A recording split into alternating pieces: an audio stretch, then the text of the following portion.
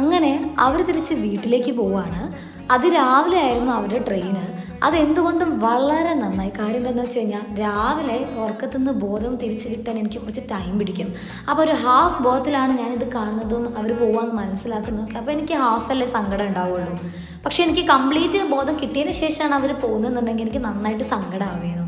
അതല്ലെങ്കിൽ അങ്ങനെ തന്നെ നമ്മൾ ഇത്രയും ദിവസം ഒറ്റയ്ക്ക് നിന്ന് പിന്നെ പെട്ടെന്ന് അവർ വന്ന് ഭയങ്കര ബഹളവും അടിച്ച് പൊളിച്ച് നടക്കലും കളിയും ചിരിയൊക്കെ ആകുമ്പം അതൊക്കെ ആഘോഷിച്ചുകൊണ്ട് സെറ്റായി വന്നപ്പോഴത്തേക്ക് അവർ പോവുകയാണ്.